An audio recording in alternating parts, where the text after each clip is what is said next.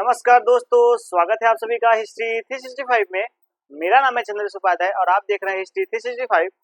जैसा कि आप सभी को पता है कि मेरी जो अब एमए और बीए की जो सीरीज है वो हम सभी का डेली बेसिस पे हो रहा है। थोड़ी सी मेरे जहाँ पे मैं रहता हूँ वहाँ का जो बिजली था वो थोड़ा सा खराब हो गया था, इस कारण से हमारी जो क्लास थी वो नहीं हो पाई थी। तो आज से हमारी जो क्लास है वो डेली बेसिस पे हमारी कंटिन्यू क्लास होगी। तो हम जैसा कि देख रहे थे कि हमारा जो पहली क्लास हुई थी वो 16 महाजनपद के ऊपर थी। उसके बाद हमने देखा था मगध महाजनपद के बारे में, जो सबसे महत्वपूर्ण बातें थी वो हमने देखी थी। उसके बाद हमने देखा था कि नंद वंश हर्यक वंश और नंद वंश के बारे में देखा था। उसके बाद हमने शिशुनाग वंश के बारे में देखा था। उसके बाद हमने जो विदेशी आक्रमणकारी थे उनके बारे में देखा था। और अब जो हमारी आज की क्लास है वो विदेशी आक्रमणकारियों के जाने के बाद फिर से हमारा मगध जो महाजनपद है वहाँ पे जो एक अगला नया हमारा राजवंश देखने को मिलता है, वहाँ से हमारी आज फिर से जो क्लास है वो स्टार्ट होगी। तो जैसा कि आप सभी को पता है कि आज से हमारी जो क्लास है वो मौर्य वंश से है। मौर्य वंश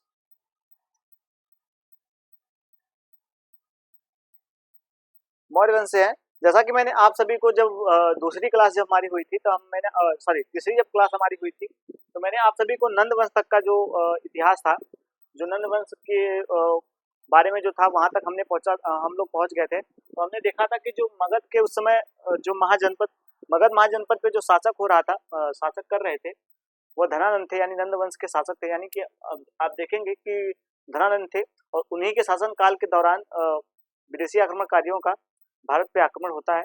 और हमने देखा कि जो सिकंदर थे उनसे उनसे जो युद्ध होता है उसमें व्यास नदी को पार करने से उनकी जो सेना है वो मना कर देती है और सिकंदर को खाली हाथ भारत से वापस जाना पड़ता है।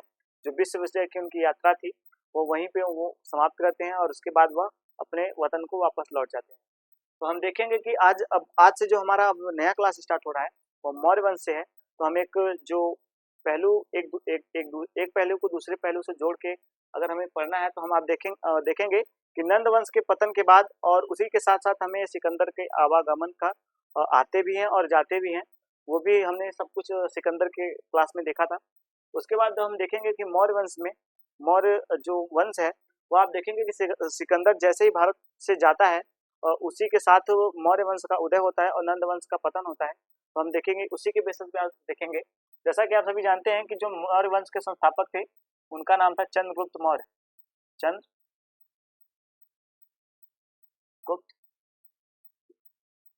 मौर्य, इन्होंने मौर्य वंश का जो संस्थापक थे वो इन्हीं को माना जाता है। इन्होंने मौर्य वंश को उद्घाटित करने का जो कार्य किया था इन्होंने ही किया था। उसके बाद हम देखेंगे कि अब हमें मौर्य वंश के बारे में, जैसा कि आप सभी जानते हैं कि अब हमारी जो क्लास हो रही है वो मौर्य वंश से स्टार्ट हो रही है, तो हम देखेंगे कि मौर्य वंश के जो हमें प्रमाण देखने को मिलते हैं कि हमें मौर्य वंश के बारे में कहाँ से जानकारियाँ मिलती हैं, कहाँ से जो हमारी तथ्य हैं वो हमें देखने को मिलती है। तो हम एक बार पहले उनके जो प्रमाण है जहाँ से हमको कुछ भी मौर्य वंश के बारे में जानकारी हमें देखने को मिलती है, हम उसके बारे में पहले क्रमशः जान लेंगे। कि जैसा कि आप जानते हैं पहला जो क्रम है वो हमें मिलता है कि जो चंद्रगुप्त मौर्य के साथ यानी कि रहने वाले उनके जो गुरु थे, यानी कि आप देखेंगे कि जो मौर्य के जो गुरु थे वो चाणक्य जी थे। यानी देखेंगे कि चाणक्य का अर्थशास्त्र, यानी कि आप यहाँ पे लिख सकते हैं कौटिल्य का अर्थशास्त्र।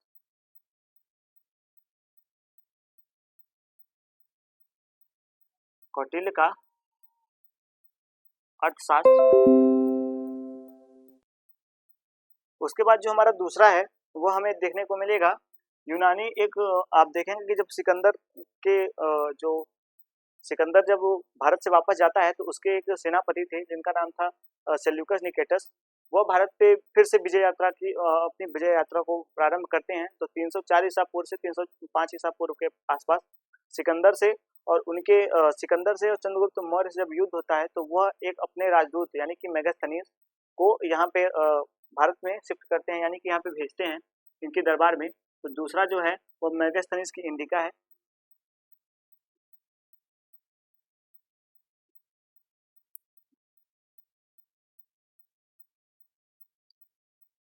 मेगास्थनीज की इंडिका। उसके बाद हम देखते हैं ये तो उनके एकदम समकालीन जो शासक थे उनके मतलब समकालीन जो ग्रंथ हमें देखने को मिलते हैं, यानी कि सबसे ज़्यादा जो प्रामाणिक ग्रंथ है वो हमें यही दोनों देखने को मिलते हैं। हालांकि जब प्लिनी, स्ट्रैबो ऐसे कुछ विद्वान हैं जिन्होंने मेगास्थनीज की जो इंडिका है इसकी घोर निंदा की है कि इसमें जो तथ्य मिले हैं वो कहानी है, यानी कि कहानी के आधार पे इन्होंने लिखा है, ऐसी रचना मिली है। कुछ ऐसे भ्रामक वर्णन है जो मेगास्थनीज की इंडिका में हमें देखने को मिलती है। हालांकि एक बात बता दूं मेगास्थनीज की इंडिका का, ये हमें मूल रूप से देखने को नहीं मिलती। हालांकि जो उसके इनके बाद के जो आए भारत आने वाले विदेशी यात्री हैं, उनकी जो किताब है उनमें हमें इसका वर्णन देखने को मिलता है कि इन्होंने उसके इस किताब से कुछ कुछ जो बातें हैं वो अपनी अपनी किताब में समराइज की हैं। तो हमें ये देखने को मिलती, एक झलक जो हमें है वो मेगास्थनीज की इंडिका का हमें देखने को मिलता है। उसके बाद हम देखेंगे कि जो इसके बाद हमने पहले देखा कि जो कौटिल्य का अर्थशास्त्र था उसको देखा हमने। उसके बाद मेगास्थनीज की इंडिका को हमने देखा। अब उसके बाद हम देखेंगे कि विशाख दत्त का मुद्रा राक्षस, विशाख दत्त का मुद्रा राक्षस, मुद्रा राक्षस। उसके बाद जो हमारा तीसरा है, सॉरी, ये हमारा जो चौथा है, जो हमारा चौथा है उसमें हम देखेंगे कि जब एक सोमदेव नामक है, सोमदेव का सॉरी, यहाँ पे जो मैं यहाँ पे जो का लिख रहा हूँ यहाँ पे कृत होगा क्योंकि इनके द्वारा ही रचना इसकी हुई है। तो सोमदेव का कथा सरी सागर, कथा सरी सागर। और जो हमारा पांचवा है वह है क्षेमेंद्र का बृहद कथा मंजरी, क्षेमेंद्र का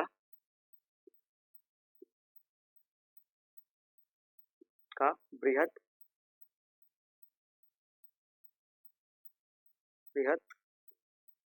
कथा मंजरी, बृहद कथा मंजरी। उसके बाद भी हमें जो है कल्लड़ की राज तरंगड़ी, हमें उसमें भी देखने को वर्णन मिलता है। यानी कि आप देखेंगे कि आपसे मैंने एक सेशन में आपसे एक मैंने क्वेश्चन पूछा था कि जो भारत के आधुनिक भारत के इतिहासकार माने जाते हैं, जिनको आधुनिक भारत का पहला इतिहासकार माना जाता है, वह कौन थे। तो मैंने आपसे एक क्वेश्चन पूछा था कि वो कौन थे, तो आपको बता दूं कि वो कल्लड़ ही थे, कल्लड़ की राज तरंगड़ी,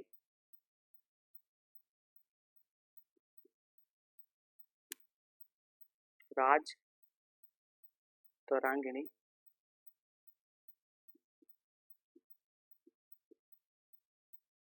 कल्लड़ की राज तरंगड़ी। और जो सातवां है वो हमें श्रीधर स्वामी का एक है, जो तिब्बत के यात्री हैं। जब मैं आपको तिब्बत यात्रियों में पढ़ाऊंगा तो उसमें एक तारानाथ और एक जो श्रीधर स्वामी है वो हमें उनका उल्लेख देखने को मिलता है। तो उनके बारे में भी हम देखेंगे कि माफ कीजिएगा, श्रीधर स्वामी जो है वो अलग है और जो स्वामी श्री हैं वो अलग हैं। तो ठीक है, तो श्रीधर स्वामी का, श्रीधर स्वामी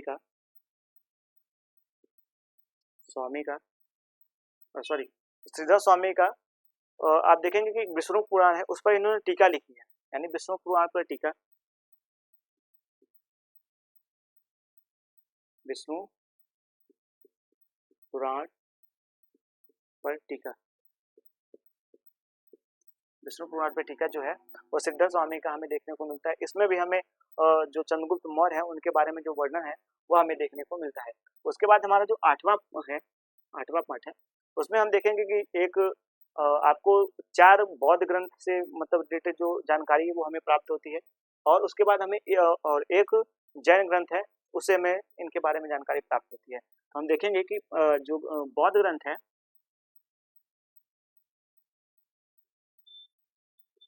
बौद्ध ग्रंथ, ये आपसे यूजीसी नेट में क्वेश्चन कई बार पूछा भी गया है कि इनमें से कौन सा ऐसा, मतलब आपको 5-6 तो दे दिया जाता है उसमें, और आपसे उसमें पूछ लिया जाता है कि इसमें से ऐसा कौन है जो कि मौर्य वंश के बारे में जानकारी प्राप्त करता है। हालांकि ये 2 चीजें हटा दी जाती है क्योंकि ये 2 चीज तो मेजर पॉइंट है, आपको भी पता है कि जो 2 चीजें हैं वो मेजर है। कोई भी अपना दिमाग पर लगाएगा तो ये आसान है। यूजीसी नेट क्या है कि कुछ चीजों को उलझा के पूछता है क्वेश्चन, तो वो उसके आधार पे है। तो आप देखेंगे कि आपको एक बौद्ध ग्रंथ में आपको 4 देखने को मिलेंगे। दीपवंश, दीपवंश, दिव्यावदान, वदान, दीपवंश, दिव्यावदान, महावंश, महावंश, और एक है महापरिनिर्वाण सूत्र। आप देखेंगे कि जो महापरिनिर्वाण सूत्र है, महापरिनिर्वाण सूत्र ऐसा करके है, महापरिनिर्वाण,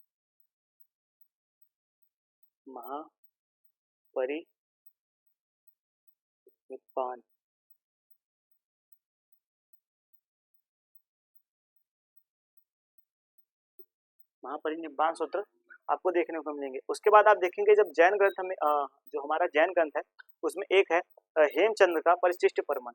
आप देखेंगे यहाँ पे आपको मैंने 8 जो थे वो सबको बता दिए। जो बौद्ध ग्रंथ है आपको बता दूं कि दीपवंश है, दिव्यावदान है, महावंश है और महापरिनिर्वाण सूत्र है। वो हमें बौद्ध ग्रंथ में हमें ये जो जानकारियां मौर्य वंश के बारे में हमें जो प्रमाण उसमें देखने को मिलते हैं वो कुछ इस प्रकार से। प्रमाण का मतलब वो है कि कुछ इनके बारे में जो हमें तथ्य हैं, जो जानकारियां हैं वो हमें इन सभी पुस्तकों में देखने को मिलती है। इन सभी कुछ ना कुछ जो हमारा मेजर पॉइंट है, यानी कि आप कहीं जाति के बारे में, कहीं उनके राज्य के बारे में, कहीं वहाँ की व्यवस्था के बारे में, कहीं जो वहाँ की नैतिकता है उसके बारे में हमें जो जानकारी देखने को मिल जाती है, यानी कि उनके वंश के बारे में, उनके नाम के बारे में, उनके वर्णन के बारे में, अगर हम उनके मतलब समझ लीजिए कि आपको मौर्य वंश की मिली हुई जो बातें हैं, यानी कि जो हमको मौर्य वंश में जो बातें देखने को मिलती हैं, उनके बारे में जो जानकारियाँ मिलती है वो इन सभी के आधार पे हमें देखने को मिलती है। इन्हीं के आधार पे हमारा जो मौर्य वंश है उसके बारे में हमें पता चलता है कि मौर्य वंश में ये शासक हुए, या उनके उनके जो वर्णन है वो हमें इन्हीं सभी में देखने को मिलते हैं। इसलिए मैंने आपको बता दिया कि जो प्रमाण है वो कुछ इस प्रकार से हैं कि प्रमाण जो है उनमें आप देखेंगे कि यही सारे हैं। मैं आपको बता दूं जो 9वां है, यानी कि हमने वहाँ पे 8वां देखा, और हमारा जो 9वां है जैन ग्रंथ, जो हमारा जैन ग्रंथ है उसमें आप देखेंगे कि हेमचंद्र नामक के एक विद्वान है। हेमचंद, विद्वान नहीं कह सकते, सॉरी, ये प्राचीन काल के लेखक हैं। तो हेमचंद्र का परिशिष्ट प्रमाण, हेमचंद्र का परिशिष्ट प्रमाण,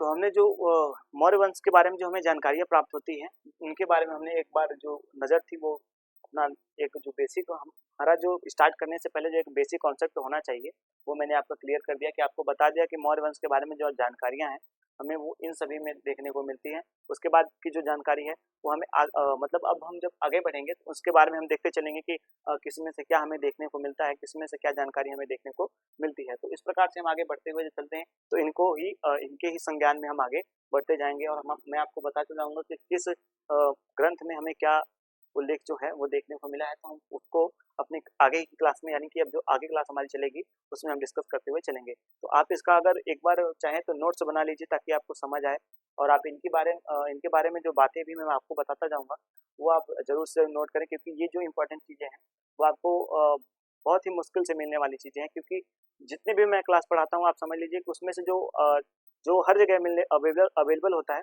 उन चीज़ों को मैं छोड़ देता हूँ, और जो कहीं कहीं पे मिलने वाली चीज़ें होती हैं जो आपको बहुत ज़्यादा परीक्षा के दृष्टिकोण से जो बहुत ज़्यादा इंपॉर्टेंट होती है वो सारी चीज़ें मैं आपके लिए लेकर आता हूँ।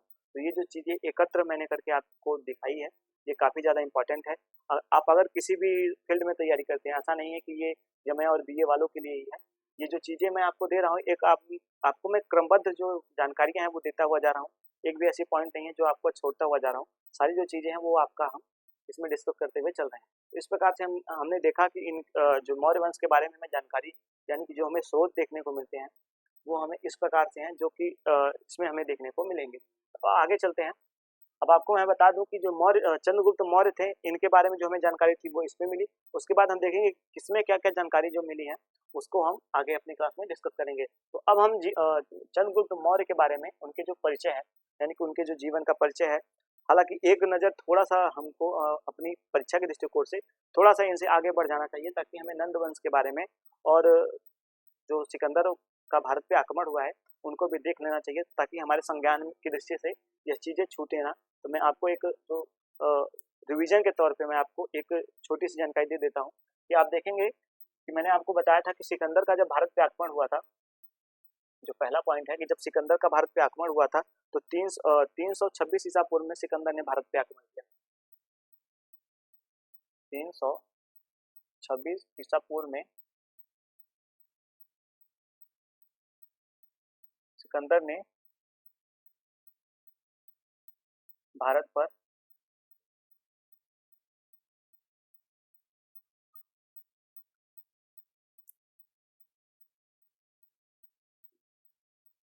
आक्रमण किया था। ये तो मैंने आपको वो बातें बताई जो हमें विदेशी यात्रियों में मैंने आपको पहले से ही पढ़ा रखा है कि विदेशी भारत पे जो सिकंदर का आक्रमण होता है वो विदेशियों के द्वारा किया जाता है। तो सिकंदर ने भारत में 326 ईसा पूर्व में भारत पे आक्रमण किया। उस समय जो भारत की भौगोलिक स्थिति थी उसके बारे में मैंने जो एक विस्तृत जानकारी थी वो आपको दे दी है। फिलहाल एक मोटिव एक सोर्स के तौर पे मैं आपको इनकी जानकारी देता हूँ। तो जो चंद्रगुप्त मौर्य सॉरी जो चंद्रगुप्त मौर्य थे ऐसा हमें किताबों में या ग्रंथों में कई जगहों पे हमें ऐसा देखने को मिलता है कि जो चंद्रगुप्त मौर्य थे वह सिकंदर से मिले, यानी कि आप देखेंगे कि एक जस्टिन करके हैं, जब मैं आगे आपको पढ़ाऊंगा विदेशी यात्रियों में तो जस्टिन नामक एक विद्वान है, जस्टिन नामक विद्वान है, ये कहते हैं कि सिकंदर से मिलने के लिए चंद्रगुप्त मौर्य और चाणक्य दोनों जाते हैं और चंद्रगुप्त मौर्य की जो स्पष्टवादिता है उससे सिकंदर नाराज हो जाता है और वह मतलब नाराज हो जाता है और चंद्रगुप्त मौर्य को सिकंदर मार डालने का हुक्म यानी मृत्यु दंड का हुक्म सुनाता है और चंद्रगुप्त मौर्य अपनी चतुराई और अपनी कुशलता से वहां से बच के वापस आ जाते हैं। उसके बाद हम देखते हैं कि एक और हैं जो प्लिनी नामक एक विद्वान है और लेखक हैं प्राचीन काल में। उन्होंने भी एक ऐसा वर्णन दिया है कि चंद्रगुप्त मौर्य जाते हैं सिकंदर से मिलते हैं और उनसे कहते हैं कि आप हमें नंद जो मगध पे नंद वंश है वहाँ के जो शासक हैं धनानंद उनसे मैं युद्ध करना चाहता हूँ, उनको वहाँ से सत्ता से हटाना चाहता हूँ और आप अपनी सेना का जो सहारा है वो हमको दीजिए। उस प्रकार से हम उन पे आक्रमण करेंगे और उसके बाद हम अपना जो है वो अपना राज्य करेंगे। तो इस प्रकार से हमें जस्टिन और जो प्लिनी है इनकी जो बातें हैं उनको हमें ध्यान में रखना है कि इन्होंने ये बातें कही हैं। और प्लूटार्क नामक विद्वान है, उन्होंने चंद्रगुप्त मौर्य की जो सेना थी उसको डाकुओं का गिरोह कहा है, यानी कि उसमें उसके चंद्रगुप्त मौर्य के बारे में जब मैं आगे आपको बताऊंगा तो उनकी सेना में आप देखेंगे कि सबसे ज्यादा डाकू थे, चोर थे और यही सारे लोग चंद्रगुप्त मौर्य की सेना में थे। तो इस प्रकार से हम देखेंगे कि जो 326 ईसा पूर्व में सिकंदर जो था उसने भारत पे आक्रमण किया और ब्यास नदी को पार करने की मतलब ब्यास नदी को पार करने का जो प्रयास किया। उसके बाद सिकंदर की जो सेना थी उसने ब्यास नदी को पार करने से मना कर दिया और सिकंदर ने अपनी विजय यात्रा वहीं पे रोक दी और वहीं पर जो ईरानी पंडित थे उनको बुलाया और वहीं पे 12 वेदिका बनवाई और यूनान की जो देवी देवताओं थे उनको वहाँ पे पूजा किया। उसके बाद अपनी विजय सीमा को वहीं पे मतलब विश्व विजय की जो सीमा थी उसको वहीं निर्धारित करके वहाँ से वो वापस चला जाता है। जब वहाँ से वापस जाता है तो रास्ते में वो अपने यानी कि जो उसने जीते हुए प्रदेश थे उनको 6 भागों में विभाजित किया। 3 भाग को भारतीय राजाओं को सौंपा और बाकी के 3 भाग जो थे वो यूनानी राजाओं को सौंपा, यानी कि जो उसके मित्र थे उनको सौंपा। तो उस हिसाब से हम देखेंगे कि एक जो बड़ा भूभाग था वह सिकंदर ने जीता था और उसके बाद अपने राजवंश और अपने जो उसके सेनापति थे जो उसके साथी थे उनको अपने हिसाब से उसने बांट दिया। इस प्रकार से हम देखते हैं कि चंद्रगुप्त मौर्य जाता है, इनसे मिलता है और ये तो हो गई उसकी पहले की जानकारी। अब हम देखते हैं कि चंद्रगुप्त के बारे में जो परिचय है और उस समय मैं आपको बता दूं कि जब इस भारत पे सिकंदर ने आक्रमण किया था तो उस समय सिकंदर मगध पे नंद वंश का शासक धनानंद था। आपको इस बात को नोट रखना है कि जब सिकंदर ने भारत पे आक्रमण किया था तो नंद वंश का शासक धनानंद उस समय मगध पे शासक कर रहा था। तो इस प्रकार से मैंने आपको एक जो थी वो मैंने आपको बता दिया। अब हम देखेंगे कि चंद्रगुप्त मौर्य का जो परिचय है वो हम देखेंगे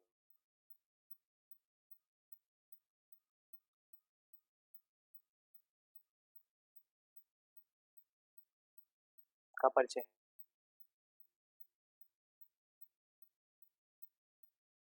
चंद्रगुप्त मौर्य का हम परिचय देखेंगे कि उनके जीवन के बारे में जो हमें विशेषताएं देखने को मिलती है कि उन्होंने शिक्षा कहाँ से ली, उनका जन्म किस वंश में हुआ, ऐसी तमाम जो बातें हैं वो संदिग्ध रही।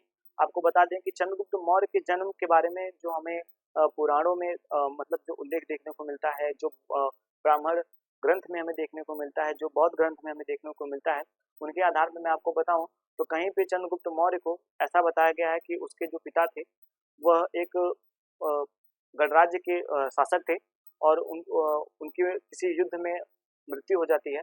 जैसा कि आप जानते हैं कि पहले जो युद्ध थे वो होते रहते थे, तो उसमें उनकी मृत्यु हो जाती है और उसके बाद जो उनकी माता थी वह उनको लेकर आती हैं। आप देखेंगे कि पाटलिपुत्र लेकर आती हैं, ऐसा उल्लेख देखने को मिलता है कि पाटलिपुत्र लेकर आती हैं और इस समय ये गर्भ अवस्था में थी और जब आती हैं और ये पैदा होते हैं तो इनको बचाने की सुरक्षा की दृष्टि से इनको एक कह सकते हैं कि गौशाला था, उसी में इनको छोड़ देती हैं। तो उसके बाद एक जो कह सकते हैं कि एक मछुआरा था वो उसका इनका पालन पोषण करता है। उसके बाद मछुआरे ने इनको धन की लालच में आकर के एक आखेट करने वाले आखेट को इनको बेच देता है। उसके बाद हम देखेंगे कि जब आखेट को बेचता है तो उसके बाद जो आखेट एक राम किपल नामक एक खेल था जो कि चंद्रगुप्त मौर्य बैठ के विंध्याचल के जो पर्वतमाला है उसमें आपको वनों का एक श्रृंखला देखने को मिलेगा। तो वन की श्रृंखला में ये अपने मित्रों के साथ खेल रहे थे और उसमें इनके बारे में जो जानकारी है वो हमें मिलती है कि उसी समय जो कौटिल्य थे, जैसा कि मैंने आप सभी को बताया था कि नंद वंश के शासक धनानंद ने कौटिल्य को एक कह सकते हैं कि निंदनीय कार्य करके इनको राज्य से बाहर निकाल दिया था। तो ये प्रतिशोध की आग में जल रहे थे और इनकी दृष्टि चंद्रगुप्त मौर्य के ऊपर पड़ती है और 1000 स्वर्ण ऐसा कहा जाता है कि 1000 कांसा पर्ण देकर उस आखेटक को चंद्रगुप्त मौर्य को ये खरीद लेते हैं और उनकी जो बातें होती हैं वो उनसे होती हैं। उसके बाद चंद्रगुप्त मौर्य को ये तक्षशिला ले जाते हैं और वहाँ पे 6 से 7 साल, कहीं पे आपको मिलेगा 8 से 9 साल ऐसा करके, 6 से 7 साल, मेरे हिसाब से 6 साल का जो समय है वो अवधि उनको सिखाने के लिए, यानी कि उनके अंदर जो पहले से गौरव था वो तो विद्यमान ही था, उसके बाद सिखाने के लिए उनको छोड़ते हैं और उन्हें ले जाते हैं तक्षशिला में। उनको शस्त्र का और ज्ञान न्याय का जो विद्या है वो चाणक्य जी देते हैं। उसके बाद चाणक्य ने बताया कि इस समय सिकंदर का युद्ध हो रहा है तो आपको जाके पहले सिकंदर से एक जो मदद है वो लेनी चाहिए। तो सिकंदर के पास चंद्रगुप्त मौर्य जाते हैं और उनसे मदद की गुहार लगाते हैं कि आइए आप अपनी सेना का जो कुछ मदद है वो हम कर दीजिए, हमें नंद वंश के शासक जो हैं धनानंद, उनसे युद्ध लड़ना है, आप अपनी सेना का जो सहायता है वो हमको कर दीजिए। तो वो जो सिकंदर ऐसा कुछ नहीं करते, वो तो पहले से जानते हैं। सिकंदर जो था एक दूरदर्शी वाला व्यक्ति था, वह जानता था कि ऐसे व्यक्ति का क्या मदद करना जिसके आगे पीछे कोई नहीं है। तो इस प्रकार से हम देखेंगे कि वो सिकंदर जो था वो चंद्रगुप्त का मदद करने से मना कर देता है। इसके सेंटेंस में जब हम आगे बढ़ेंगे तो अब चंद्रगुप्त मौर्य के बारे में जो, जैसा कि मैंने आपको एक परिचय दिया कि उनके जन्म, कई विद्वान कहते हैं कि वो एक वृषभ जिस गौशाला में वो रखे गए थे उनके वृषभ से रक्षा करने के कारण उन्हें मौर्य कहा गया है। ऐसा तमाम जो बातें हैं वो चंद्रगुप्त मौर्य के बारे में हमें देखने को मिलता है। कहीं पे ऐसा मिलता है कि वह जो पिपली वन के मौर्य थे उस वन के राज्य के होने के कारण इनको जो मौर्य कहा गया है। ऐसा कई तमाम हमें बातें जो देखने को मिलती हैं। ऐसा एक हमें जो पुख्ता कह सकते हैं कि जो हमें पुख्ता जानकारी है इनके बारे में कि इनका जन्म कब हुआ था, कहाँ हुआ था, इसके बारे में जो एक संदिग्ध है वह विद्वानों के बीच अभी भी बना हुआ है और अभी तक इनके जन्म को लेकर कुछ जो तथ्य हैं वो हमारी निखर कर सामने नहीं आई हैं। इस प्रकार से हमने देखा कि चंद्रगुप्त मौर्य के बारे में जो सारी बातें थी वो मैंने आपको एक प्रारंभिक स्वरूप बताया। अब इनकी जो एक हमें मौलिक और जो कई ग्रंथों में हमें लिखा हुआ देखने को मिला है उसके आधार पे एक जो बात है वो हम इनके संज्ञान में करेंगे। जैसा कि मैंने आपको पहले बता दिया कि जो चंद्रगुप्त मौर्य थे इनके जो गुरु थे वो चाणक्य थे। गुरु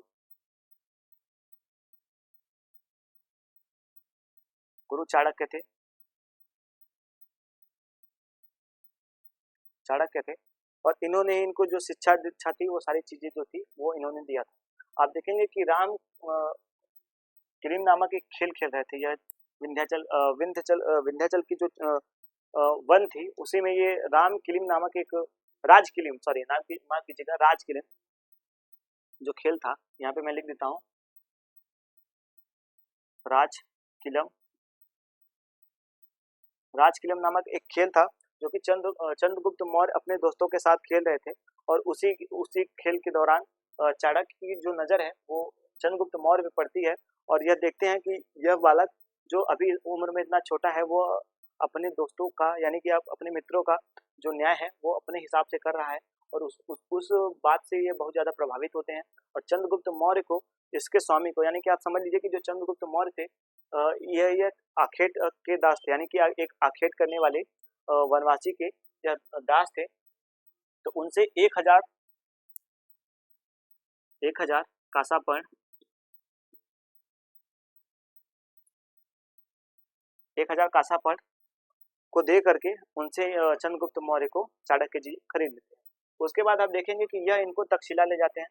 अब जैसा कि आपको बता दूं कि जो चाणक्य थे वह तक्षशिला के ही अध्यापक थे, यानी कि आप देखेंगे कि जो एक गुरु का कार्य था वो चाणक्य कर रहे थे, और तक्षशिला से ही इन्होंने अध्ययन किया था। बाकी बाकी की कलाओं में जो पारंगत थे वो चाणक्य तक्षशिला से ही थे। आप देखेंगे कि प्राचीन काल में जो हमें तक्षशिला है वह एक विद्या के क्षेत्र में हमें सबसे आगे जो देखने को मिलता है वो तक्षशिला ही था। उसके बाद नालंदा, उसके बाद विक्रमशिला, ऐसे तमाम हमें जो 5 या 6 जो महाविद्यालय हैं वो प्राचीन काल में हमें देखने को मिलती है, जहाँ से विदेश भर के जो, यानी कि आज भारत भर के नहीं, विदेश भर के जो कह सकते हैं स्टूडेंट होते थे वो पढ़ने के लिए यहाँ पे आते थे, और उनका जो शिक्षा दीक्षा होता था वो यहाँ के जो अध्यापक थे वो पहले लिया करते थे, और उसके बाद अगर जो उस परीक्षा में उत्तीर्ण हो जाता था उसको ही एडमिशन मिलता था, बाकी को वापस कर दिया जाता था। तो इस प्रकार से हम देखेंगे कि इन्होंने 1000 कासापर्ण में चंद्रगुप्त मौर्य को खरीदा।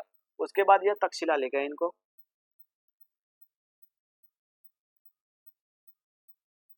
तक्षशिला ले जाते हैं, और वहाँ पे 6 से 7 साल तक इनको जो शिक्षा थी वो देते हैं, तलवार की वगैरह वगैरह जो सारी चीज़ें जो थी इनको शास्त्र का और शस्त्र का दोनों का ज्ञान इनको देते हैं। उसके बाद इनको सर्वप्रथम आप देखेंगे कि जो अब ये तो हो गई इनकी प्रारंभिक जीवन की जो बातें थी वो मैंने आपको बताई कि इनका जो शिक्षा था वो इस प्रकार से हुआ, और ये चाणक्य से मिले इस प्रकार से। इनकी जो जन्म के बारे में जो बातें हैं, या कौन से जाति के थे या कौन से उसके थे, ये चीज़ें जो हैं वो बहुत ज़्यादा अभी संदिग्ध में है, हमें इनके बारे में स्पष्ट जानकारी देखने को नहीं मिलती, तो हम इनकी बातों को यहीं पे रखेंगे।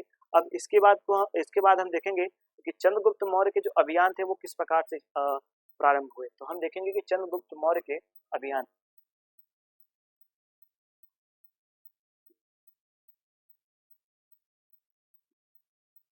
मौर्य के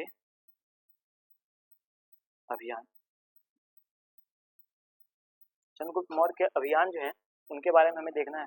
अब कई विद्वानों में ऐसा हमें देखने को मिलता है कि चंद्रगुप्त मौर्य सर्वप्रथम जो पाटलिपुत्र है, मगध की राजधानी जो पाटलिपुत्र है, इस पर सबसे पहले आक्रमण किया।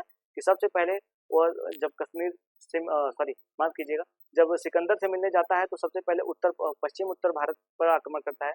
ऐसा कई विद्वानों में मतभेद हमें देखने को मिलता है।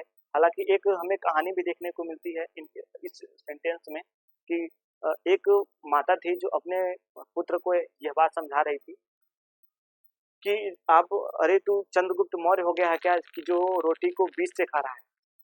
रोटी को धीरे धीरे अगर एक साइड से खाएगा तब जाके वो जलेगी कम, नहीं तो ऐसा तेरा हाथ जल जाएगा। जैसे चंद्रगुप्त मौर्य ने जो गलती की है वो तू मत कर, कि रोटी को साइड साइड से खा, ना कि बीच से खा। अगर बीच से खाएगा तो तेरा हाथ जलेगा।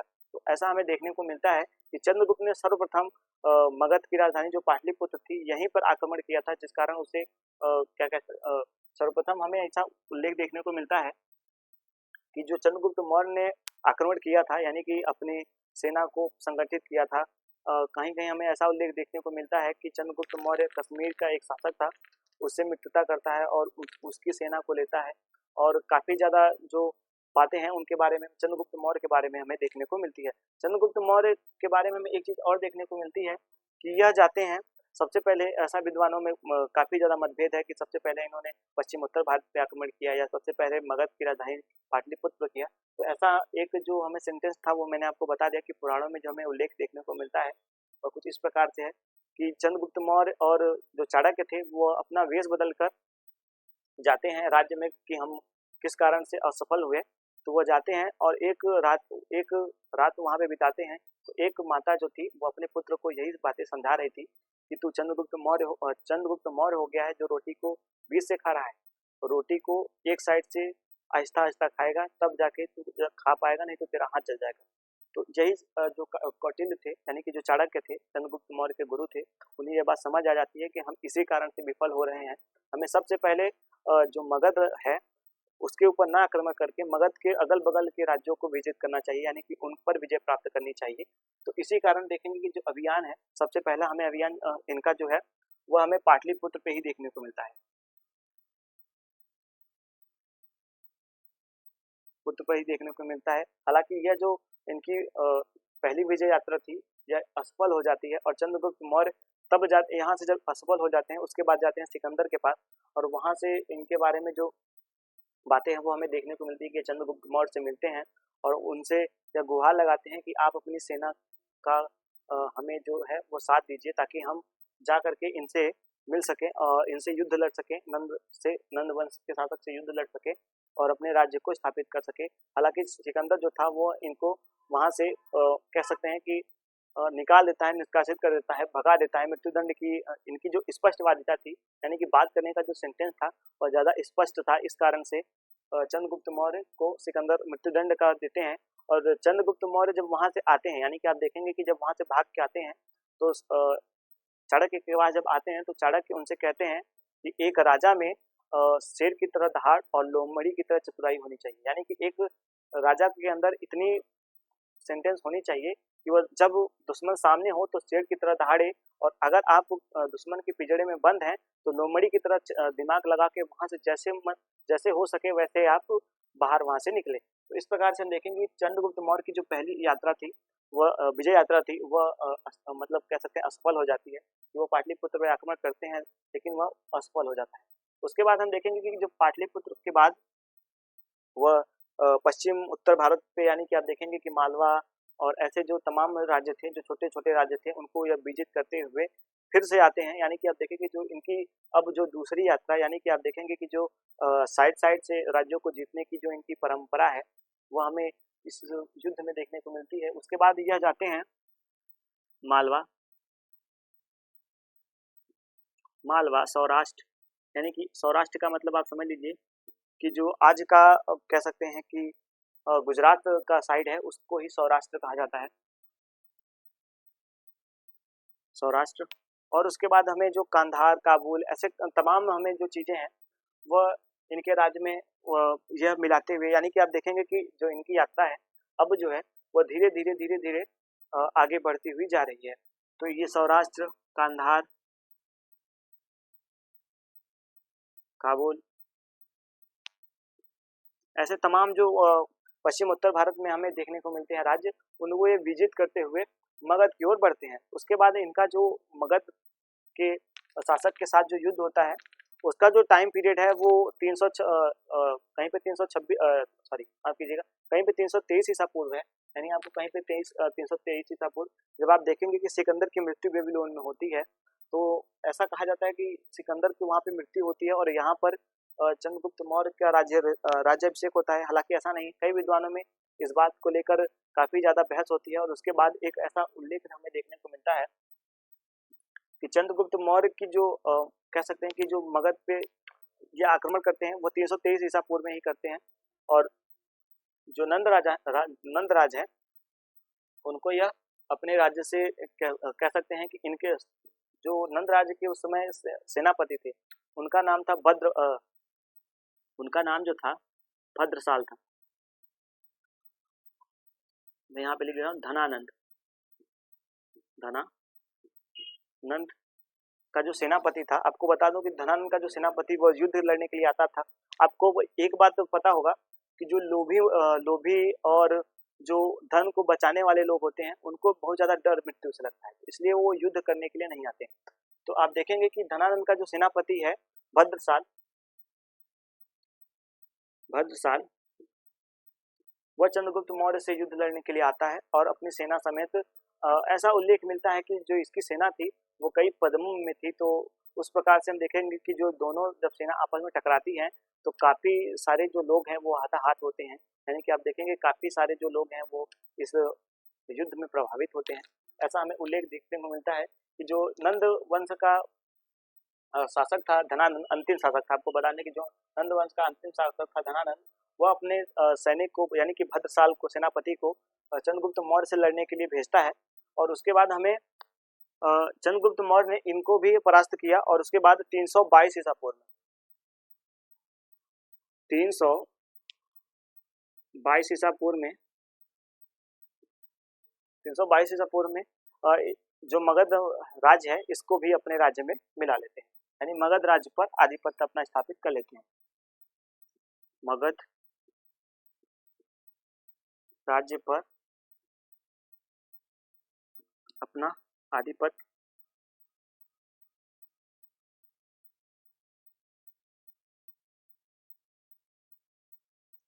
स्थापित कर लेते हैं।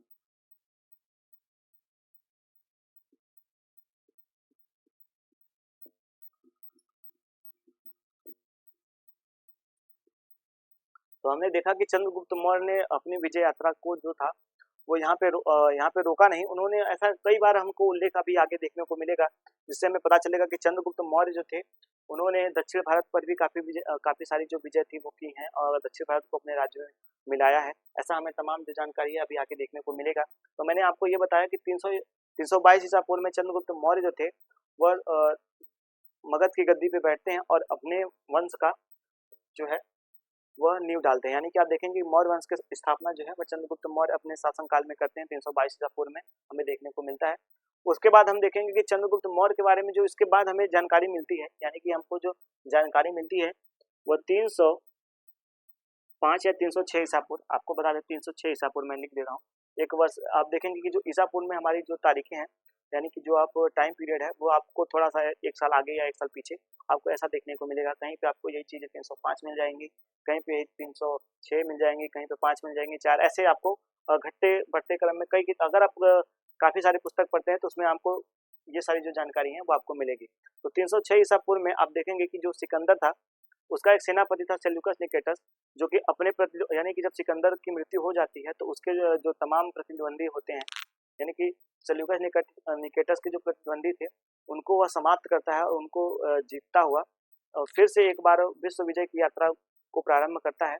और हमें इसमें देखने को मिलता है कि ये 306 ईसा पूर्व में भारत पर पुनः आक्रमण करता है, भारत पर आक्रमण करता है। इसमें हमें देखने को मिलता है कि यह अपने विश्व विजय की यात्रा जो है वो फिर से भारत की ओर बढ़ाता है कि हम जो सिकंदर की विश्व विजय यात्रा थी उस जो अधूरा छूटा है उसको हम फिर से पूरा करेंगे, और इस प्रकार से यह भारत की ओर फिर से रुख करता है। तो हमें ऐसा कोई स्पष्ट जानकारी देखने को नहीं मिलती इन दोनों के बीच में जो युद्ध हुए हैं वो हुए हैं कि नहीं हुए हैं। इस प्रकार से हम देखेंगे इन दोनों के बारे में जो हमें जानकारियां हैं वो थोड़ी अल्प मिलती हैं कि युद्ध हुआ है कि नहीं। हालांकि उसके बाद की जो बातें हैं वो हमें देखने को मिलेंगी। चंद्रगुप्त मौर्य के साथ जब इसका युद्ध होता है उसमें एक संधि होती है। ऐसा हमें कहीं पे देखने को नहीं मिलता कि इन दोनों के बीच में युद्ध हुआ कि नहीं हुआ। हालांकि संधि के बारे में जो है हमें जानकारी देखने को मिलती है। तो वो जो मेगास्थनीज हैं, आपको बता दूं कि मेगास्थनीज इन्हीं के जो सेल्यूकस निकेटस थे, यहाँ पे मैं लिख देता हूँ सेल्यूकस निकेटस।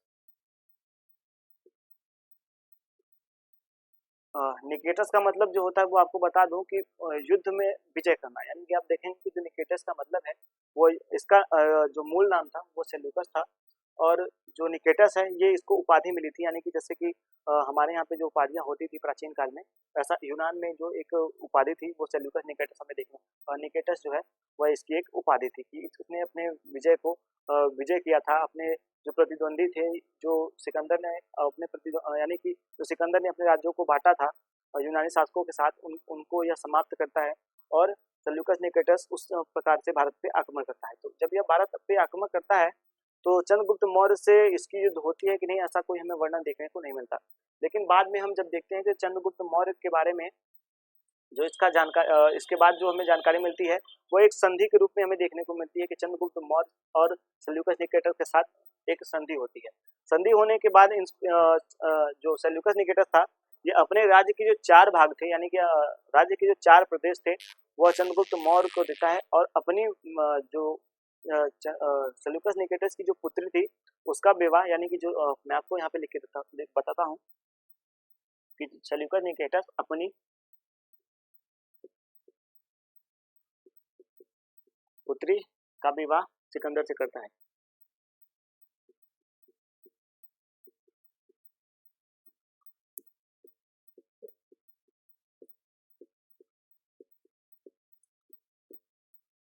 सिकंदर से करता है, और सॉरी माफ कीजिएगा, चंद्रगुप्त मौर्य से करता है।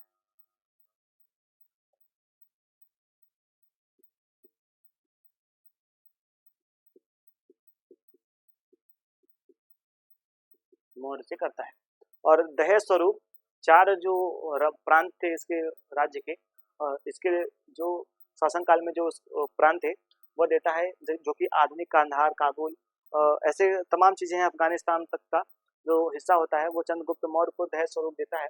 और चंद्रगुप्त मौर्य भी एक ऐसा उल्लेख हमें देखने को मिलता है कि चंद्रगुप्त मौर्य सेल्यूकस निकेटस को 500 हाथियां गिफ्ट गिफ्ट करता है, यानी कि उनको देता है 500 हाथियां, 500 हाथियां सेल्यूकस को देता है।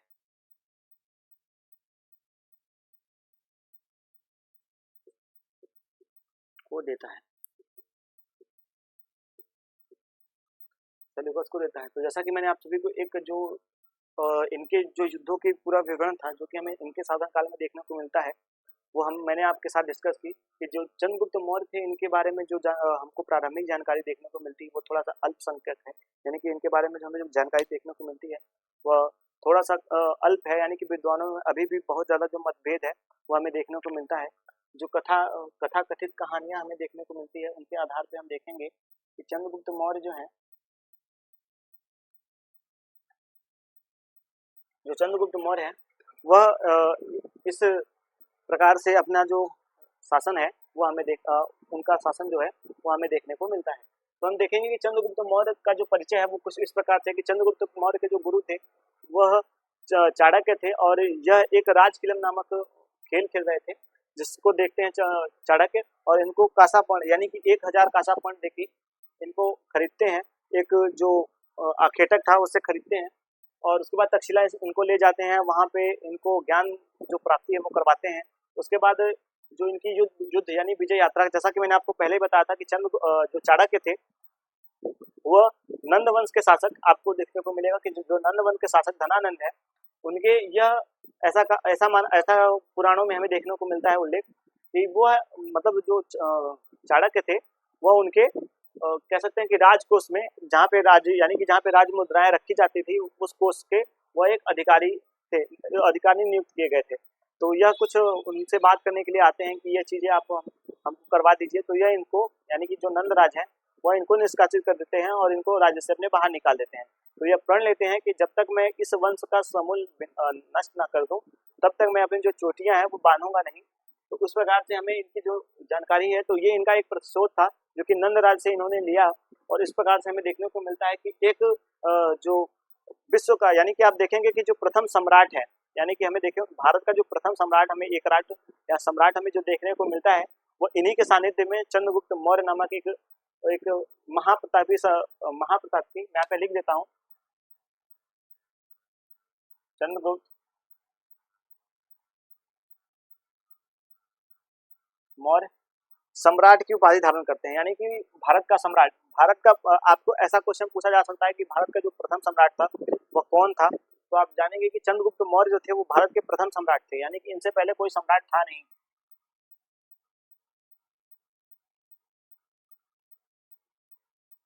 और आपको बता दूं कि इन्होंने ही चंद्रगुप्त मौर्य ने ही यूनानियों से भारत को आजाद करवाया था, यानी कि आप देखेंगे जैसा कि मैंने आपको बताया कि जो सिकंदर ने जब विजय भारत पे की थी तो अपने राज्यों को 6 भागों में बांटा था, तो बांटा तो था उसी का राज्य था।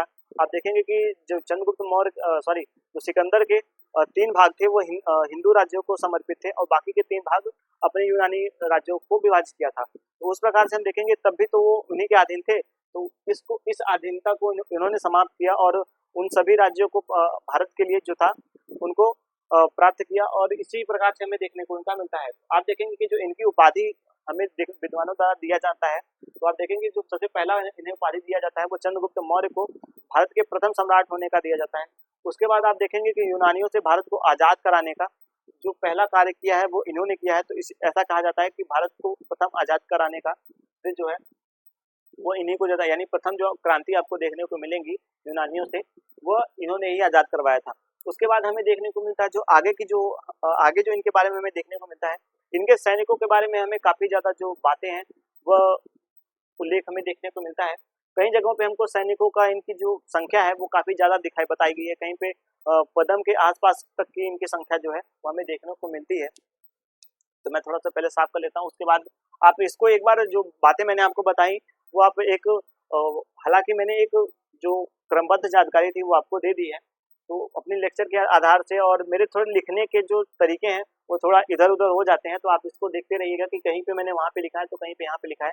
तो मैंने एक जो आपको लिखते समय मैंने आपको सारी बातें बताते हुए मैंने लिखा है, तो आप उस बातों को आधार पे रखते हुए इन सभी चीज़ों को नोट किया कीजिए, क्योंकि मेरी जो कुछ बातें हैं वो थोड़ी सी अलग ऊपर नीचे या फिर कह सकते हैं कि मैं जहाँ पे जगह देखता हूँ कि यहाँ पे जगह है उसी अनुसार मैं अपना जो लेखन का कार्य है वो करता हूँ। तो मैंने आपको बता दिया सारी बातें, तो आप इसको जरूर से जरूर एक बार नोट कर लें और इसी के हिसाब से अपनी जो रिवीजन है वो करते रहें। और आपको अगर इसमें कुछ संशोधन यानी कि आपके पाठ्यक्रम में कुछ इसमें से संशोधन देखने को मिलता है तो आप मुझे जरूर से जरूर बताएं, ताकि मैं इसमें संशोधन करके आपके लिए एक उचित पाठ्यक्रम प्रस्तुत करने का प्रयास कर रहा हूँ, जो कि आप देख रहे हैं ये प्रथम प्रयास है मेरा जो कि आप सभी के लिए मैं कर रहा हूँ।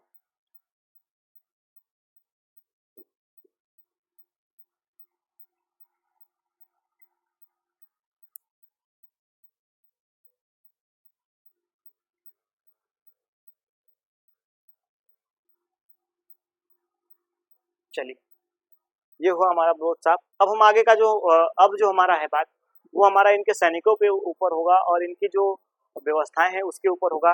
तो हमें इनकी जो यात्रा है, पहले तो हम सैनिकों के बारे में आपको बता दें।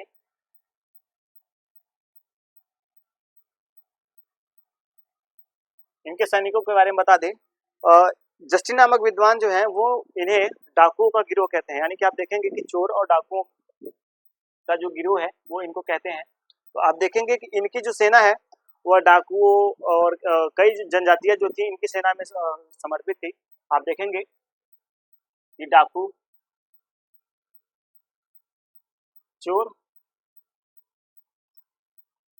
चोर ऐसे तमाम जो अनैतिक मूल्य वाले जो लोग होते हैं एक समाज में, वो सारे के सारे इनके अ, इनके सेना में समर्पित थे। और उसके बाद हम देखेंगे कि एक कश्मीर के शासक है जिनसे ये मित्रता करते हैं और उसके बाद उनसे भी अपनी सेना का मतलब उनसे भी सेना का प्रस्ताव लेते हैं और उनसे भी सेना का इस प्रकार से हम देखेंगे कि इन्हीं सारे सैनिकों को मिला करके यह भारत पर जो विजय यात्रा है वो अपनी प्रारंभ करते हैं। वो विजय करते हुए एक नए वंश की जो नींव है वह चंद्रगुप्त मौर्य डालते हैं। जस्टिन नामक एक विद्वान है, उन्होंने लिखा है कि प्लूटार्क नामक एक विद्वान है, उन्होंने लिखा है कि जब सिकंदर ने भारत सिकंदर जब भारत से चला जाता है तो चंद्रगुप्त मौर्य के सानिध्य में भारत अपने गले से जो कह सकते हैं कि एक कड़ा था, यानी कि जो एक दास्ता का जुआ जो था उसको उतार फेंका था। यानी कि आप देखेंगे कि दास्ता का जो जुआ है उसे उतार के फेंक देता है भारतीय फेंक देते हैं चंद्रगुप्त मौर्य के सानिध्य में। और समस्त जो भूभाग थी भारत की, यानी अखंड भारत की जो आज की भूभाग हमें देखने को जो प्राचीन काल में हमें अखंड भारत की भूभाग देखने को मिलती है वो चंद्रगुप्त मौर्य के ही समय में हमें देखने को मिलता है। उस प्रकार से हम देखेंगे, इस प्रकार से हमने देखा कि चंद्रगुप्त मौर्य की सेना में काफी सारे जो लोग थे वो शामिल थे और चंद्रगुप्त मौर्य की जो सेना थी वो काफी ज्यादा उत्तम थी। यानी कि आप देखेंगे कि एक तरह से विजय यात्रा जो है उनका प्रारंभ होता हुआ चला आता है और एक भी ऐसा युद्ध, ये पहला, हालांकि जो पहला इनका युद्ध होता है ये सीधा का सीधा कर देते हैं युद्ध पाटलिपुत्र पे। तब वहाँ का जो शासक था, वहाँ का जो आपको बता दें कि जो शासक था धनानंद, उसका जो सेनापति था भद्रसाल, उसके बारे में ऐसा हमें मान्यता देखने को मिलता है कि वह 3 हाथियों से एक साथ युद्ध लड़ सकता था और उसे जीत भी जाता था। तो इस प्रकार देखेंगे कि काफी शक्तिशाली जो शासक वहाँ का सेनापति था वह था भद्रसाल। तो इस प्रकार से हमें इनको देखने को मिलता है। आपसे एक क्वेश्चन भी पूछा जा सकता है कि नंद वंश का जो शासक था धनानंद, उसका जो सेनापति था उसका नाम क्या था? तो आप उसको भी नोट करते हुए चलिएगा कि भद्रसाल नाम था उसका। तो इस प्रकार से हमने जो उनकी विजय यात्रा थी वो हमने देखा। अब देखेंगे कि इनके शासन काल में जो हमें धार्मिक कार्य है वो हमें देखने को मिलना चाहिए। तो जो धार्मिक कार्य है,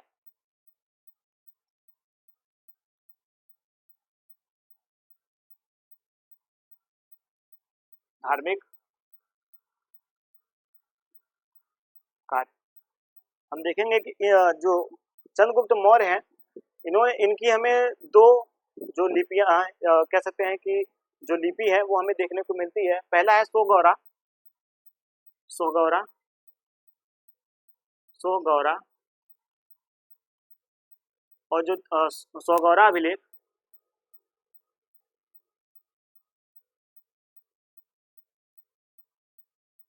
सोगौरा अभिलेख, और जो दूसरा है वो महास्थान, महास्थान।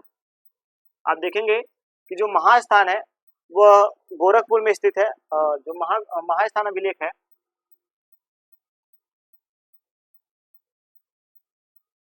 वो आधुनिक गोरखपुर में स्थित है,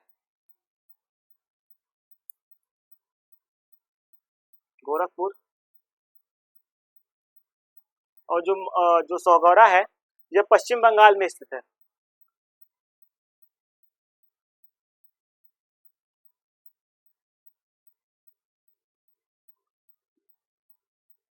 में स्थित है।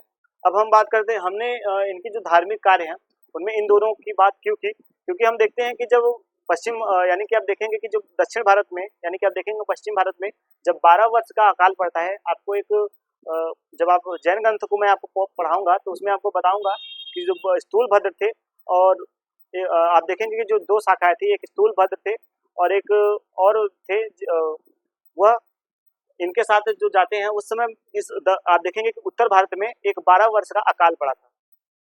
मैं यहाँ पे लिख देता हूँ कि उत्तर भारत में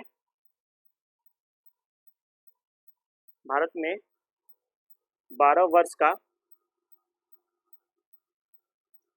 अकाल अकाल हमें जो है वो देखने को मिलता है। तो उसमें क्या करते हैं, चंद्रगुप्त मौर्य अपने राजकोष से अपने राजकोष से जिन जिन जगहों को अकाल ने प्रभावित किया है उन जगहों पर जो दान था वो उसका सामग्री उपस्थित करवाते हैं, खाद्य सामग्री है जो है वो उपस्थित करवाते हैं, इन सबको देते हैं। उसके बाद जो वहाँ के कर थे उसको माफ करते हैं। ऐसा जो तमाम बातें हमें जो देखने को मिलती है वह चंद्रगुप्त मौर्य के बारे में हमें इन दोनों अभिलेखों में देखने को मिलती है। आपको बता दें कि चंद्रगुप्त मौर्य का ही अभिलेख सबसे पहले मौर्य अभिलेखों में हमें देखने को मिलता है। तो आपको इस बात को नोट रखना है कि सौगौरा अभिलेख और महास्थान अभिलेख चंद्रगुप्त मौर्य का ही अभिलेख है, जो कि हमें मौर्य वंश की जो जानकारी है, सटीक जानकारी है, जो एक धार्मिक हमें कार्य देखने को मिलता है चंद्रगुप्त मौर्य का, वो इसी में मिलता है कि जो मथुरा के आसपास के जो क्षेत्र थे, आप देखेंगे उन सभी को जो दान की सामग्री थी वो उपस्थित करवाते हैं और उन सभी को जो पीड़ित थे, यानी कि आप देखेंगे कि अकाल में उस समय भयंकर अकाल पड़ा हुआ था, 12 वर्ष का जो अकाल था वो भयंकर अकाल था। तो अपने राजकोष से उन सभी के लिए जो खाद्य सामग्री उसको उपस्थित करवाते हैं और जो कर थे, कर को भी यह माफ करवाते हैं, यानी कि जो कर का व्यवस्था था उसको भी माफ करते हैं और तमाम चीजें, यानी कि कुएं का निर्माण करवाते हैं। एक आपको सुदर्शन नामक झील का भी इसमें उल्लेख देखने को मिलेगा, जो रुद्रदामन के, आपको बता दें एक अभिलेख और है जो हमें इनकी नीति के आधार पर देखने को मिलेगा। रुद्रदामन का जो जूनागढ़ अभिलेख है, आपको बता दें कि रुद्रदामन का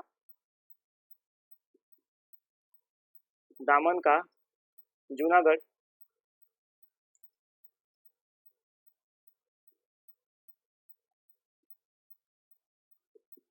अभिलेख, जो जूनागढ़ अभिलेख है वहां पे हमें यह जानकारी देखने को मिलती है, एक सुदर्शन झील थी जिसका निर्माण चंद्रगुप्त मौर्य ने सिंचाई के लिए इस प्रदेश में करवाया था। हालांकि इनसे पहले ऐसा भी मिलता है कि जो नंद वंश के शासक थे महापद्मनंद, उन्होंने इसे निर्माण कराया था और उसी को मरम्मत कराने का कार्य जो है वो चंद्रगुप्त मौर्य के शासन काल में हमें देखने को मिलता है। उसके बाद हमें देखने को मिलेगा कि जो रुद्रदामन थे इन्होंने भी इस झील का निर्माण करवाया था। उसके बाद हमें देखेंगे गुप्त में, हम जब गुप्त वंश में आते हैं तब वहाँ पे देखें कि जो स्कंदगुप्त हैं वह भी इस झील का निर्माण करवाते हैं, यानी वो निर्माण करवाते हैं अपने जो उनके सेनापति थे, यानी कि जो उनके प्रधानमंत्री थे, उनसे इस झील का निर्माण करवाते हैं। तो इस हमें अभिलेख से ये भी जानकारी मिलती है। और चंद्रगुप्त मौर्य के दक्षिण अभियान के बारे में जो जानकारी मिलती है वो भी हमें इसी अभिलेख में देखने को मिलती है। यानी कि चंद्रगुप्त मौर्य के, आपको बता दें कि जो रुद्रदामन का जूनागढ़ अभिलेख है, इसी में हमको चंद्रगुप्त मौर्य के बारे में जो उनका दक्षिण भारत का विजय है,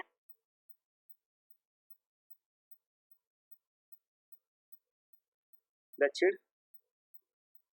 भारत का विजय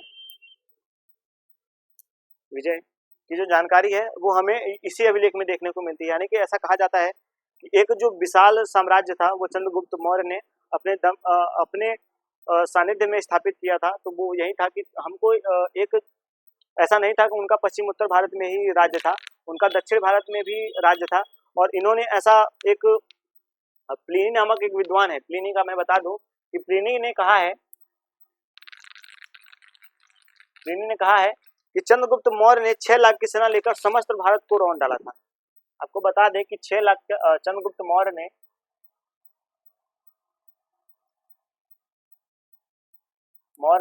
6 लाख की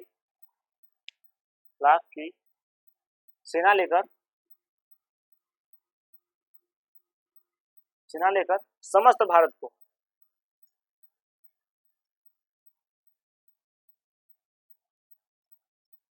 को रौंद डाला था।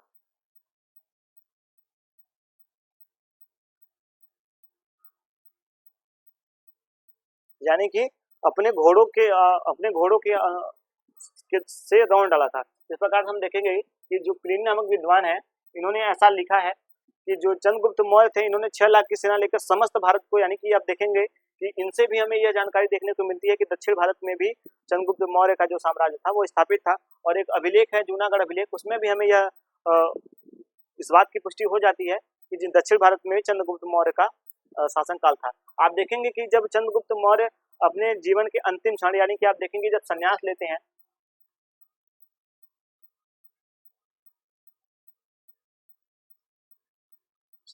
हैं, तो यह उदयगोलम, आप देखेंगे कि उदयगोलम एक जगह का नाम है। आप दक्षिण भारत में ही वह जगह है कि जहाँ पे जैन तीर्थंकर जहाँ पे उस समय किया करते थे। तो उदयगोलम जो है वहीं पर यह अपने प्राणों को त्यागते हैं। तो आप देखेंगे कि जो उदयगोलम नामक एक पहाड़ी है, एक जगह है, वहाँ पे एक पहाड़ी है, उसी पहाड़ी पे ये अपनी तपस्या करते हैं। और संथारा प्रथा जो कि एक जैन धर्म की एक मान्यता है, एक कह सकते हैं एक जो प्रथा है, उसी के आधार से इन्होंने अपने प्राणों को त्यागा था। उसमें संथारा प्रथा होता क्या है, उसमें आपको भूखा रहना पड़ता है, आपको खाना भी नहीं खाना होता है और पानी भी नहीं पीना, सिर्फ हवा के बलबूते आपको जिंदा रहना होता है। तो आप जितने दिन तक उसमें जिंदा रहते हैं, उसके बाद आप देखेंगे संथारा प्रथा से ही चंद्रगुप्त मौर्य ने अपनी प्राणों को त्याग दिया था। यानी कि आप देखेंगे जब इन्होंने संन्यास ग्रहण किया था, तो यह उदयगोलम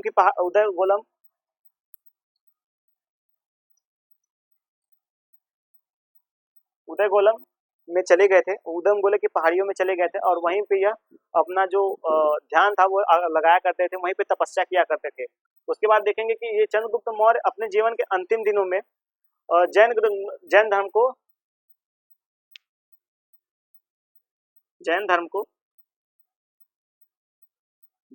को अपना लेते हैं, यानी अनुयायी बन जाते हैं, अपना लेते हैं।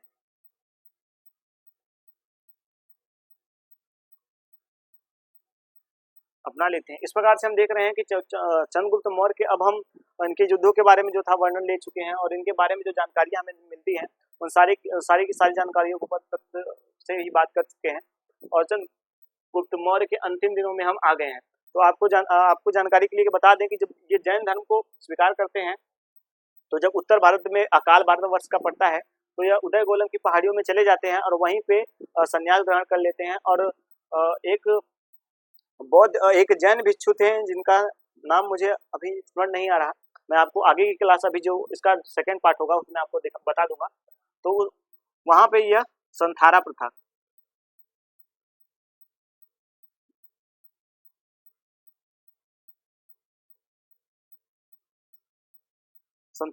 आपको बता दें, संथारा प्रथा के बारे में, जब वो जैन धर्म की वो मान्यता है कि आप जैसे कि आप बिना खाए बिना पिए जो है प्राण अपने त्यागते हैं, तो वह संथारा प्रथा के अंतर्गत आती है। जो जैन धर्म के अनुयायी होते हैं वह संथारा प्रथा पहले, हालांकि अभी इसे भारतीय कानून में, यानी कि आप देखेंगे कि जो भारत सरकार ने एक ऐसा कानून पारित किया है कि इस प्रथा को भी नकार दिया है और कहा है कि इस प्रथा को अगर आप करेंगे तो आपको एक जो आत्महत्या, यानी कि आप देखेंगे कि आत्महत्या करने के समान माना जाएगा, और इस प्रथा पे पूरी तरह से प्रतिबंध लगा दिया है। हालांकि अभी जो सुप्रीम कोर्ट है उसका जो अभी उसमें भी अभी सारी जो बातें हैं वो चल रही हैं इस प्रथा को लेकर। आज भी जो आधुनिक भारत है उसमें भी हमें यह प्रथा देखने को मिल रही थी, तो काफी सारी जो बातें थी उसको मान्यता देते हुए अभी सुप्रीम कोर्ट का जो आखिरी निर्णय है वो अभी नहीं आया है।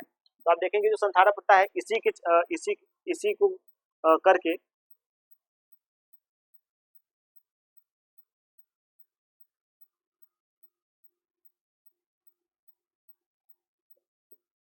चंद्रगुप्त मौर्य ने अपने प्राणों को त्याग दिया।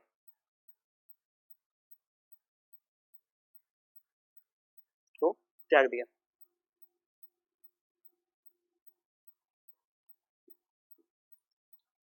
तो इस प्रकार से हमने जो एक चंद्रगुप्त मौर्य के जीवन से लेकर के यानी कि मरण तक की जो घटना थी उसमें हमने देखा काफी चीजें ऐसी हैं जो मैंने अभी छोड़ी हैं, उसको भी मैं अभी समराइज कर देता हूँ। जैसा कि चंद्रगुप्त मौर्य को जो यूनानी शासक थे वो सेड्रो कोटस कहा करते थे।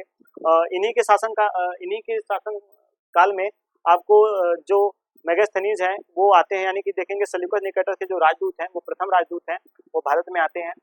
और ऐसे तमाम चीजें हैं जो मैंने अभी छोड़ी है उसको भी मैं समराइज करता हुआ चलता हूँ। तो आप देखेंगे कि चंद्रगुप्त मौर्य के बारे में जो एक विद्वान है, आप देखेंगे उनके ऊपर जब स्टडी करते हैं तो वो इनके बारे में कहते हैं कि चंद्रगुप्त मौर्य एक ऐसा शासक था, भारतवर्ष का एक ऐसा महान शासक था जिसने इतनी बड़ी साम्राज्य को स्थापित किया। उसके बाद उसके जो जीवन का और उसके मरण का जो ना तो उसके जीने पर ढोल नगाड़ा ताशे बजे, ना तो जो सोहर था वो गाया गया, ना तो अच्छे गीत गाए गए, और ना मरने पर भी किसी व्यक्ति को पता चला। तो आप देखेंगे कि चंद्रगुप्त मौर्य का जो जीवन, आपको मैंने जैसा कि बताया कि अभी उनके जीवन के बारे में जो कि उनकी पैदा वो कब हुए कैसे हुए उनकी जो बातें हैं वो अभी संदिग्ध हैं, और उनके मरने पर भी किसी को पता नहीं चला। इस प्रकार से आप देखेंगे कि चंद्रगुप्त मौर्य ऐसे शासक हैं जिन्होंने इतने बड़े साम्राज्य को स्थापित किया, भारत को यूनानी शासकों से आजाद कराया और प्रथम भारत के सम्राट बने।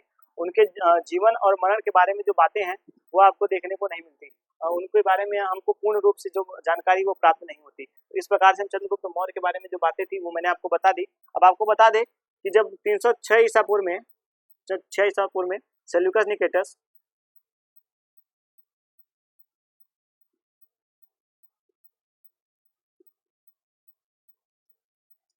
जब इनसे एक समझौता करता है, उसके दरमियान अपनी जो बेटी थी उसका नाम था हेलना, हेलना। आपको बता दें कि जो सेल्यूकस की पुत्री थी उसका नाम था हेलना, इसी के साथ चंद्रगुप्त मौर्य का विवाह होता है।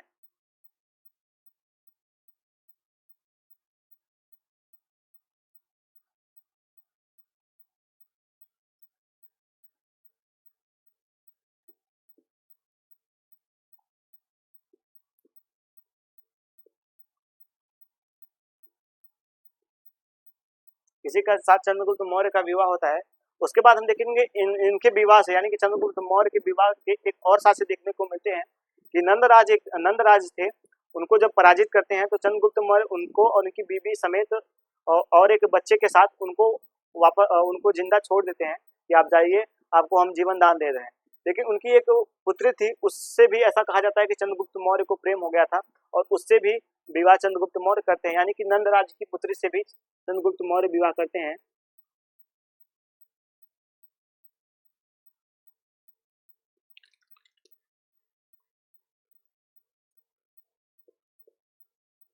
से भी चंद्रगुप्त मौर्य विवाह करते हैं।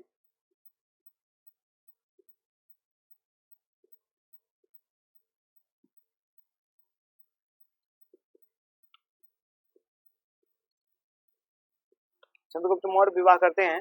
और आप देखेंगे कि जब हेलेना यानी कि जब सेल्यूकस निकेटस की जो पुत्री थी उसे जब चंद्रगुप्त मौर्य का विवाह होता है तो सेल्यूकस निकेटस ने अपना प्रथम राजदूत, आपको बता दें कि भारत आने वाला, अगर प्रथम आपसे पूछा जाए कि भारत आने वाला प्रथम राजदूत कौन था तो वह था मेगास्थनीज।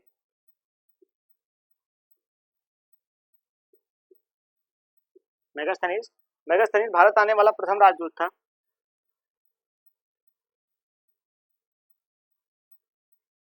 वाला प्रथम राजदूत था, प्रथम राजदूत था, भारत आने वाले प्रथम राजदूत था। यह चंद्रगुप्त मौर्य के दरबार में आता है, रहता है। इनके बारे में जो सारी बातें हैं वो अपनी पुस्तक अपनी पुस्तक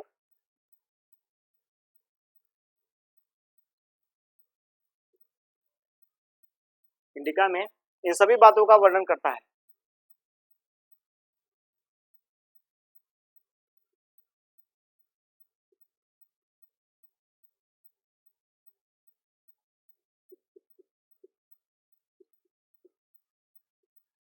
इन सभी बातों का जो वर्णन है वो हमें देखने को मिलता है। इस प्रकार से हमने देखा कि जो चंद्रगुप्त मौर्य के बारे में जो हमें हमारे पास जानकारी थी वो इस प्रकार से थी। हमने चंद्रगुप्त मौर्य के बारे में जो जानकारियां थी वो सारी आपके साथ साझा की, और इनके बारे में जो महत्वपूर्ण जो हमारे परीक्षा के दृष्टिकोण से जो बातें थी उसको मैंने आपको समझाया।